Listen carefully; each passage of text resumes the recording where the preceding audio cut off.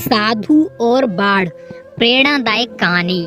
एक बार एक गांव में एक साधु रहता था जो भगवान पर बहुत विश्वास रखता था।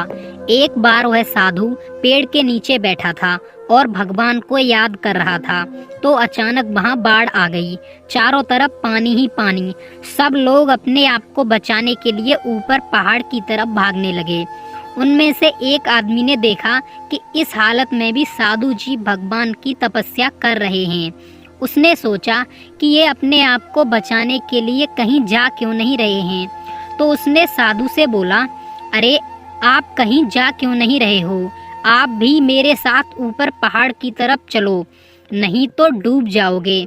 साधु बोले, अरे हमें क्या होगा, मैं भगवान की इतनी तपस्या करता हूँ, मुझे कुछ नहीं हो सकता, मुझे भगवान अपने आप बचाएगा। धीरे धीरे पानी साधु की कमर तक आ गया। अब लोग वहाँ से नाव लेकर निकलने लगे तो उनमें से एक ने साधु से कहा, अरे पानी आपकी कमर तक आ गया है, आप हमारे साथ चलो।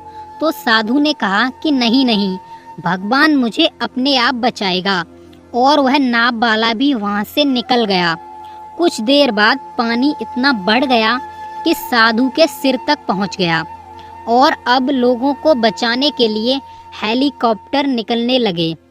एक हेलीकॉप्टर साधु के पास आया जो कि आखिरी हेलीकॉप्टर था।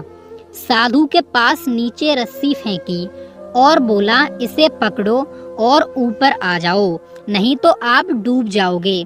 यह आखिरी हेलीकॉप्टर है और आपके पास में बचने के लिए कोई दूसरा रास्ता नहीं है।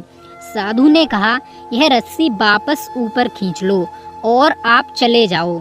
मुझे भगवान के ऊपर पूरा भरोसा है, वह मुझे बचा लेगा। पानी काफी ऊपर आ गया, पेट डूब गया और साधु की भी डूबने से मौत हो गई।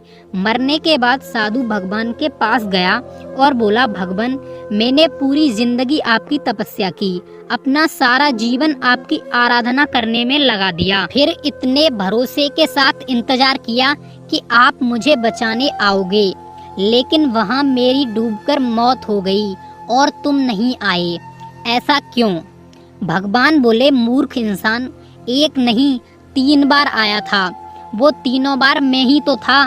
पहला पैदल, दूसरा नाव के द्वारा और तीसरा हेलीकॉप्टर के द्वारा, लेकिन तुमने मेरा एक भी अवसर पहचान नहीं पाया। पता नहीं किसका इंतजार कर रहा था।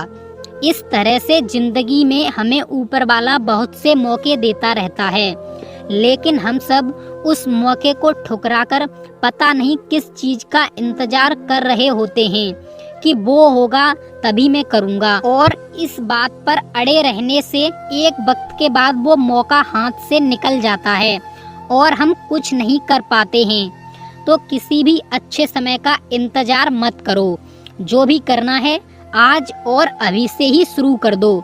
ऐसी ही और शॉर्ट मोटिवेशनल स्टोरी, स्पीच और कोट्स के लिए हमारे चैनल को सब्सक्राइब कर लीजिए। धन्यवाद।